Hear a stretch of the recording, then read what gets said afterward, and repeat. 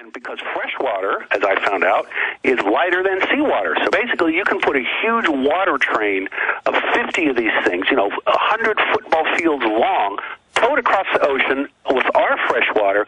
And as one of our guests says, they're going to take our champagne water that's been in the ground for millions of years, which is this fresh, life-giving water.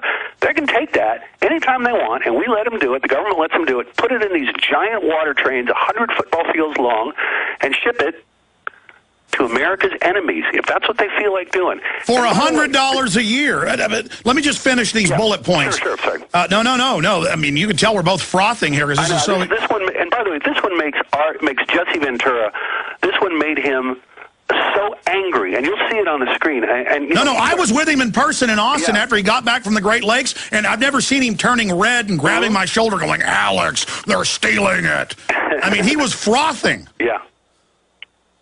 Oh, so he gets mad on the show then? Oh yeah, because it's right there. People think that we hype this stuff up, as you said. It's right there. All you got to do is Google Stanwood, Michigan. You can't hype up big enough them putting uranium in the water to literally destroy our sperm count, now down by 87%. You can't hype that enough. Well, let's go to that a second. Again, you can Google this. Anybody can Google this. Male birth rates all around the world are dropping precipitously in some cases. And this goes across all species. This is not just human beings. Male birth rates, male fertility is dropping. This is a fact. This is a drop-dead fact. Now, why is that happening? Well, one of the reasons it's happening is uranium, even in trace amounts in the water, has a terrible effect on male fertility, terrible effect on testosterone. But what it does is it increases estrogen.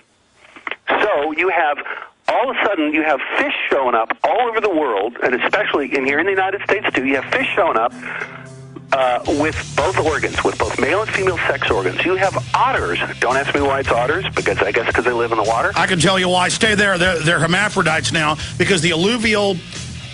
They're dumping all the water we've used into rivers. It's got the estrogen, the chemicals in it. The otters then eat shellfish where it precipitates. It bioaccumulates in the otters. Stay there. This is key intel. The radiation attack straight ahead. Male birth rates are dropping all over the world. Radiation exposure expert Lauren Murray states that uranium in our water is leading to mass feminization of the population, not to mention kidney and other failure. Pancreas is going out. I was watching the news this weekend. They estimate half the public by 2020 will have diabetes. In fact, guys, put up some of those mainstream headlines about Texas covering up the uranium. They're putting it in the water. Of course they're covering it up. There it is, a KHOU, a CBS Houston. I-Team says state lowballs radiation score in drinking water. And then we've got the other headlines. State and feds cover up uranium, radium, and other things in the water. Male birth rates are dropping. A Big Brother wants you to be calm, docile. Government experts are advocating lithium in the water, municipal water districts. See, this is happening. Please continue. Michael Braverman with this show coming up, 10 p.m. Eastern, 9 p.m. Central. The episode's called The Great Lakes, but it's a lot more than that, because what it was like for you once you started investigating lithium and uranium in the water, and the show takes a big turn. Yes. I just want to say one thing. The new title of the show is The Worldwide Water Conspiracy. I know that's a little unwieldy, but that is the new title, The Worldwide Water Conspiracy. Why? Because it's bigger than the Great Lakes. It's worldwide. I'm glad they changed that. Okay. Yeah. So, and now, Alex, you gave us the turn, one turn, and then I'm gonna go through this really quickly. No, you got plenty of time. You've got the floor. Break down what they're putting in the water. Okay. And I'm going to do that, and then I'm going to give you and your listeners something. I'll bet, Alex, you may not even know all this. And this, the thing I'm going to say in a second, is going to blow people's minds. And again, I'm not saying that with a hype. I'm not saying that as some conspiracy kook. I'm saying this as a normal guy who got into this being a TV producer. Okay, lithium is being advocated by our government, by Big Brother, to be put in the water in all municipal water supplies and bottled water. Now, why do they want lithium? Two reasons. One, because lithium is used to treat bipolar mental disorders, and what it does is it makes you calm, it makes you docile. again, more lithium in the water. Their argument is suicide rates go down, but the real argument, as far as I'm concerned, is Big Brother wants a docile population. And, if you're juiced up on lithium, the chances that you're going to actually take some action and actually think for yourself decrease, because you're on lithium, you don't care. And you can read this where government scientists, and it's all over the internet, are actually saying, let's put lithium in the water, because when you have trace amounts of naturally occurring lithium, they make this argument, which is completely bogus, that in those areas, one of which is in Texas, where you have naturally occurring lithium, crime rates and suicide rates go down. Which, you don't have to be a rocket scientist to look at that argument and call it for the BS that it is. Now, the second thing is what we learned on the show, which is lithium works with uranium. These two chemicals in a hydrology. Hydrology. Sorry. I'm so excited about this, it makes me crazy. They actually work, and they actually increase each other's efficacy. That's what happens. Oh, it's all, look, sir, we have eco-science. They planned it all. The White House science czar. These people are pure evil. Absolutely. And I that's what Dr. Blaylock, brain surgeon, said, is that all these things work together, and that fluoride then activates and supercharges. Absolutely. It's a slow poisoning.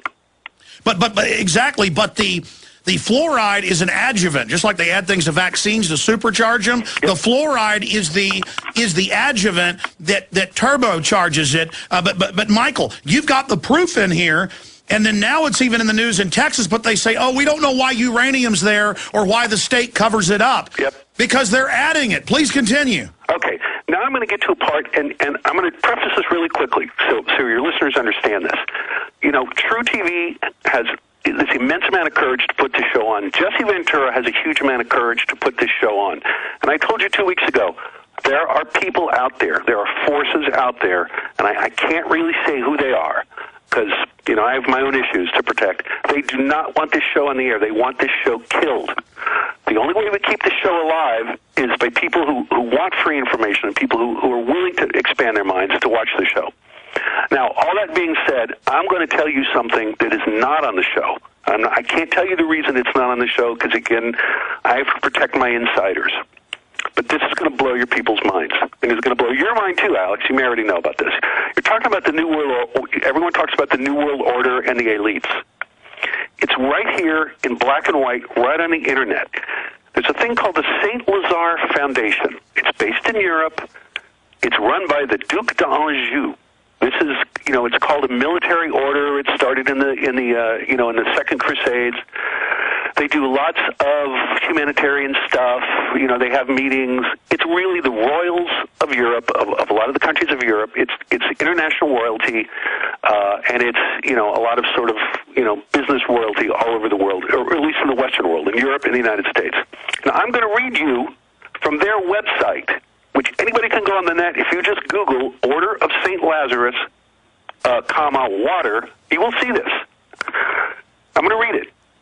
St. Lazare Investment Arm will be the largest owner of aquatic property, and thus will face the prerogatives of future international ecological policies from the point of view of an investor in the carbon finance marketplace. But wait, I'm not done. Now, again, I'm reading. These are quotes. Anybody can go and find this. Water will soon become an instrument of power and influence. I'm going to go on. The St. Lazare Foundation aims to become an essential global player specializing in water.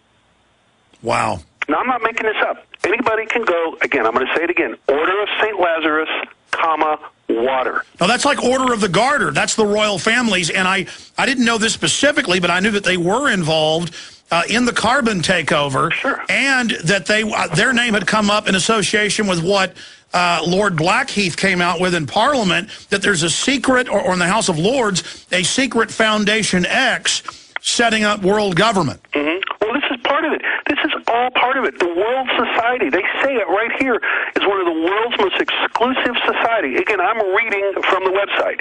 It comprises those men and women around the world who are part of the economic, financial, social, or cultural elite.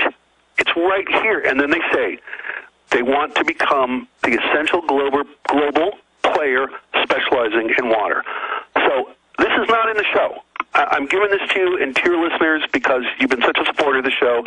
This is the one that freaked me out. I mean, I couldn't sleep at night after reading this because they're not even hiding. The New World Order, the elites, are not even hiding. It's right there on the website. I'm not making this up. Anybody can go see it. Now, it's not in the show, and I can't tell you the reasons it's not in the show because, again, I have to protect my insiders, even though this is right out in public and they say it, but I had an inside source, and I have to protect that source, obviously, and, none of us want to get killed. But I just urge everybody to open their minds, go on the Internet, and read this stuff for themselves. Absolutely. Now, shifting gears back into the uranium, get into what the uranium is doing in the water and how they're getting it into the water to combine with the lithium and the fluoride. Well, some uranium is naturally occurring. Some of it is clearly pumped in. There's lots of ways where they do it. There are actually, in the city of L.A., when they lay new water pipes from the DWP, Department of Water and Power, some of these pipes have little chemical dispensers built right on the pipe, remotely activated. There could be nothing in them now.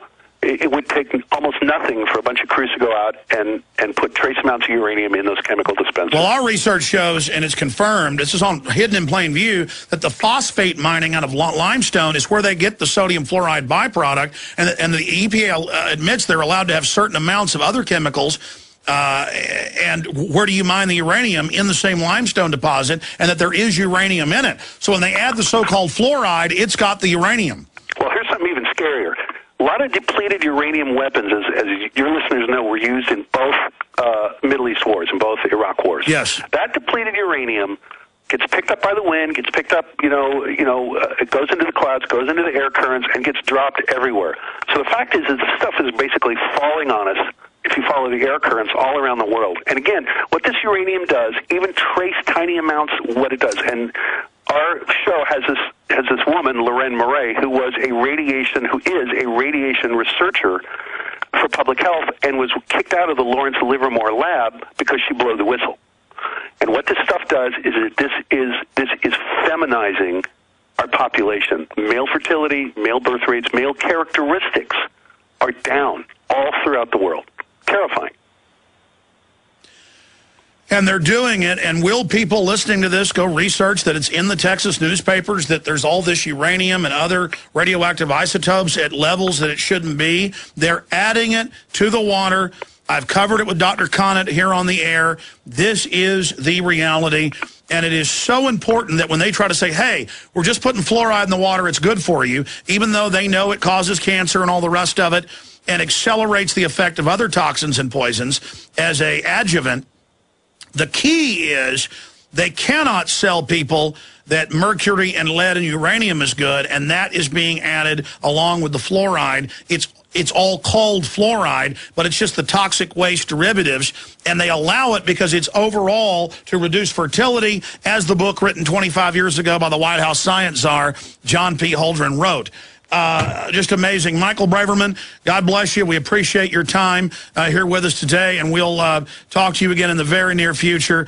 Amazing information. Again, tomorrow night, True TV. Ladies and gentlemen, if you don't have cable or don't have it, get to your friends or family's house. Call everybody you know. We're going to have a big report out on this tomorrow at Infowars.com and PrisonPlanet.com with the bullet points. The videos are going to be uploaded as well to PrisonPlanet.tv of what we covered here. Michael, we'll talk to you soon. Alex, thanks again for having me on. You bet. And then coming up the week after this, next week, is going to be the oil spill. So that's going to be powerful as well.